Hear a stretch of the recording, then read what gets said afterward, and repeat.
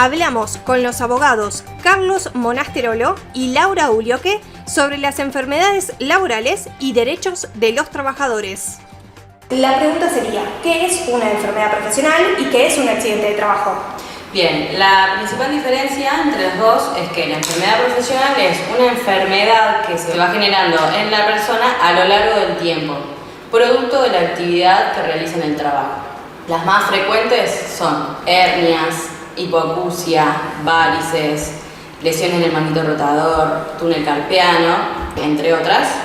Y la diferencia con el accidente es que el accidente es un acontecimiento súbito que se produce de manera repentina y que es violento, y que ese accidente se produce en el trabajo, por ejemplo, un resbalón, un corte, una quebradura, que es puede ser no solamente dentro del trabajo o producto de ese trabajo, sino también en el trayecto desde la casa del trabajador hacia el trabajo, del trabajo hacia la casa, que es lo que se considera el accidente in itinere. ¿Se le calcula un tiempo desde la salida de su casa hasta el trabajo? En realidad el trabajador lo que hace es denunciar una dirección. Entonces, cuando vos denuncias tu domicilio, se considera que el trayecto no es que podés ir a algún lado, digamos. Exacto. Sí, es directo. Normalmente la ley establece una hora antes y una hora después. En nuestras ciudades, que son chicas, obviamente que los trayectos son de minutos, 15 minutos, 10 minutos, 5 minutos, pero bueno, lo fundamental es que el empleador tenga denunciado cuál es el domicilio del trabajador para que se considere que ese trayecto es el que queda incluido en la protección de la ley. Lo que Laura bien comentaba cuando narró cuáles son las enfermedades profesionales, nosotros narramos en base a lo que habitualmente en nuestro ámbito se denuncia por la calidad de empresas que tenemos en el departamento. Más que nada te menciona las que se denuncian habitualmente dentro de la jurisdicción del Juzgado de San Jorge, que son las que están dentro del departamento de San Martín.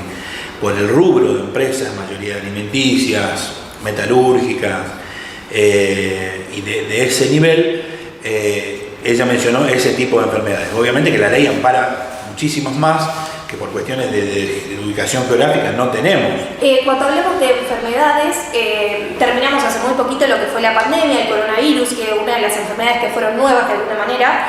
¿Esto también se incluye dentro de las enfermedades profesionales? Mira, el estudio estamos manejando en realidad un par de casos que tuvieron referencia a eso que vos mencionás. Y sí, cuando surgió la pandemia, ya por marzo del 2020, bueno, obviamente que empezaron a manejarse el DNU del Poder Ejecutivo Nacional. Uno fue el que creó el aislamiento social obligatorio.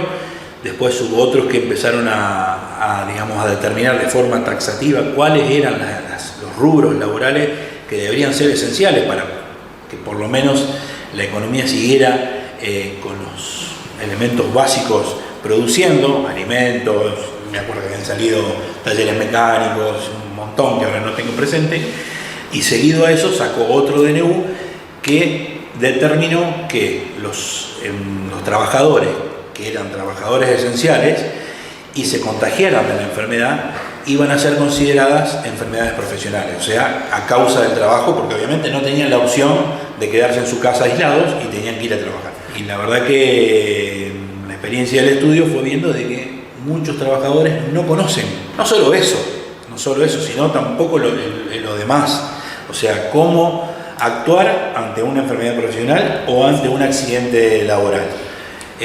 No sé por qué, porque el empleador no lo comunica.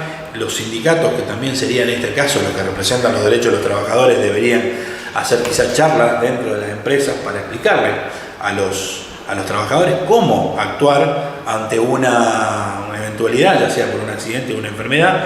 Y las que siempre terminan pagando el pato son las obras sociales, porque como la obra social no puede negarse a dar una prestación, sobre todo médica, terminan atendiendo quizás dolencias que le correspondía atender a la RT. ¿Cuál es la diferencia? O sea, uno dice, bueno, total, me termina atendiendo una o la otra. La obra social no genera un pago de la incapacidad que al trabajador le quede, y la RT sí. O sea, la RT sí se va a hacer cargo en definitiva al final de la prestación, cuando haya dado el alta o no, de la incapacidad que le quede al trabajador por ese accidente, por esa enfermedad, con lo cual le nace el derecho al trabajador, aparte de haberlo sanado, el derecho a pago de una indemnización dineraria. Claro, un resarcimiento. Exactamente. ¿Por qué? Porque la ley considera de que esa incapacidad que le queda físicamente al trabajador debe ser indemnizada, porque obviamente él se la va a seguir llevando hasta su último día, esa dolencia en su cuerpo, ese padecimiento en realidad. Lo cual la RT, ese seguro que paga un empleador de forma preventiva, en realidad, sirve para esas contingencias. La denuncia ante la RT lo puede hacer tanto el trabajador como el empleador. Generalmente lo que se hace frente a un accidente es hacer la denuncia, cuesta un poco más el tema de la enfermedad, por eso, como decía Carlos, el tema de la enfermedad es lo que la gente no está muy informada sobre cuáles son las enfermedades que derivan del trabajo y que esas enfermedades sí generan una incapacidad y tienen un resarcimiento, pero ante las dos situaciones pueden denunciar tanto el empleador como el trabajador.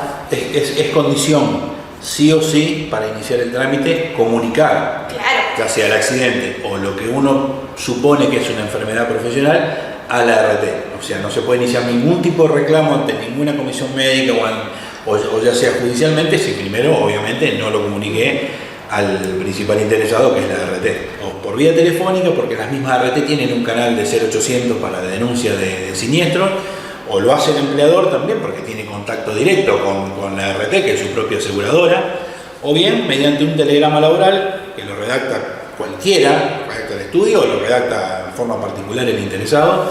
Uno va al correo, pide un formulario de telegrama laboral, lo completa a mano y lo manda. Y toda la correspondencia laboral es gratuita, no tiene ningún costo ni el correo, como decir mandar una carta de documento. Toda la correspondencia que sea del trabajador siempre es gratuita.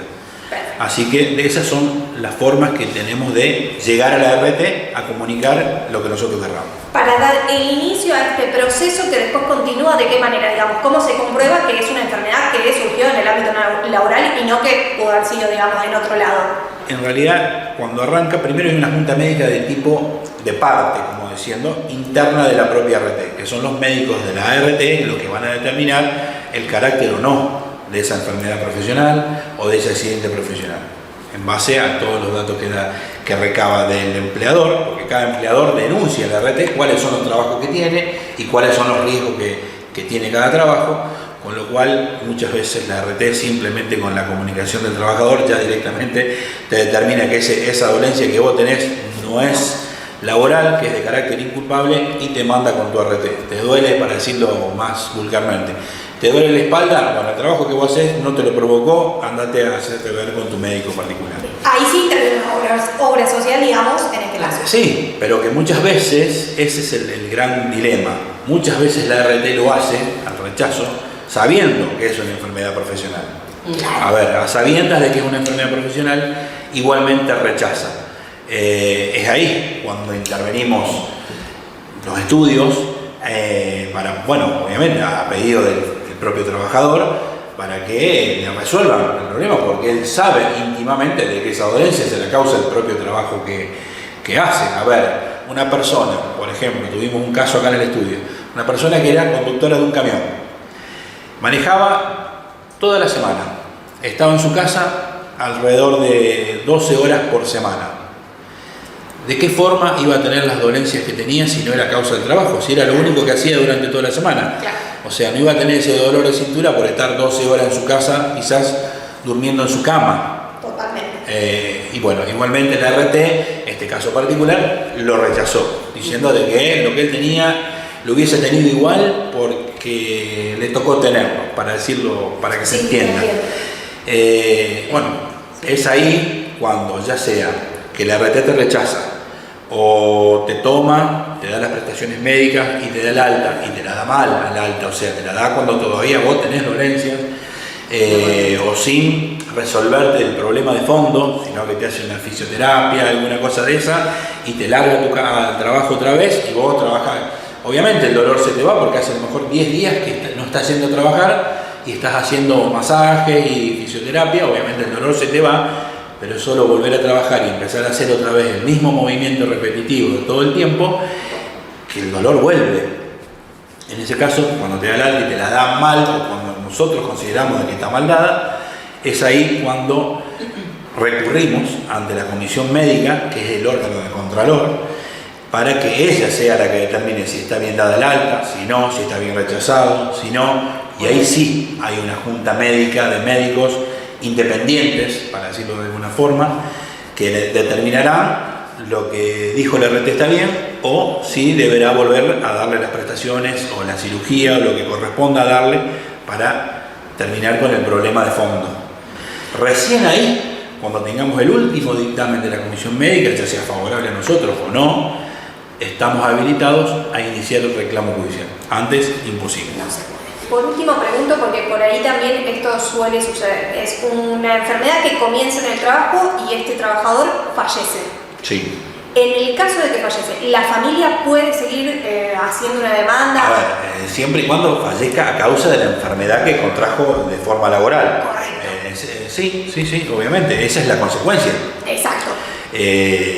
Normalmente las enfermedades profesionales de las que habla la ley no producen la muerte, salvo algunas que nosotros hoy desconocemos, como por ejemplo gente que trabaja en talleres de pintura, esas cosas que es plomo en sangre porque lo inhalan, que ya te digo que todo es, con las medidas de seguridad deberían atenuarse un montón de estas enfermedades. Lo que pasa es que las medidas de seguridad muchas veces el empleador no es que no las cumple, sino que las cumple a media o no repone adecuadamente en tiempo todos los sistemas de protección, pero normalmente una enfermedad profesional no va a causar la muerte, sí va a causar quizás un padecimiento permanente, como por ejemplo en la espalda, en la cintura, en las cervicales, en la mano. Lo que puede sí causar un accidente son enfermedades puntuales y un accidente laboral. Por ejemplo, a un trabajador se le cae un andamio encima, obviamente esas cosas sí. Ahí sí le surge a los derechohabientes, ya sean hijos, viuda, lo que fuese, acreditados y que convivían con el trabajador al momento del fallecimiento, le surge el derecho de una indemnización.